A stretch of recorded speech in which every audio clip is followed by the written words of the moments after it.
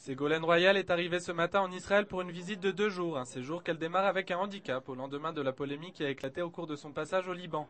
En France, les réactions de ses adversaires ne se sont pas fait attendre, une mise au point s'impose. Monsieur Sarkozy se présente comme l'ami d'Israël. Est-ce votre cas? Comme quoi il sera présent? L'ami d'Israël. Ah, mais bien sûr, je suis l'ami d'Israël. La preuve, c'est que je suis ici.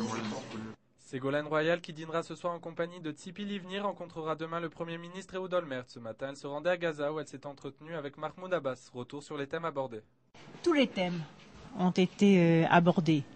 La question de la paix, la question du dialogue avec Israël, la question du développement économique des territoires, notamment de Gaza, le problème des jeunes aussi, beaucoup de jeunes au chômage, beaucoup de jeunes qui ont envie de mobilité, qui ont envie de pouvoir sortir, aller, venir à leur guise, ils ont raison.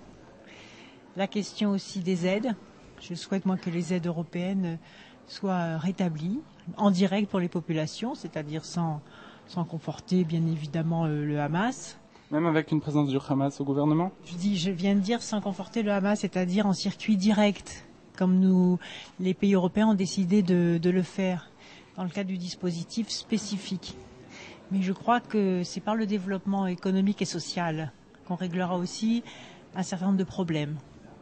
Et puis le président était heureux, je crois, des récentes déclarations de M. Olmert, qui vont dans la bonne direction. Et donc je crois qu'il y a un contexte, dans un contexte difficile, je crois qu'il y a aussi des lueurs d'espoir. Et c'est ça, je crois, qui était très constructif dans ce dialogue. Ce sont ces lueurs d'espoir que vous allez aborder demain avec M. Olmert? Exactement. Pour son premier entretien avec le public israélien, c'est la jeunesse qu'elle a choisi de rencontrer, une démarche qu'elle a adoptée au Liban, mais aussi dans l'autorité palestinienne, en espérant que la jeunesse saura inspirer celle que ses adversaires disent manquer de maturité politique sur la scène internationale.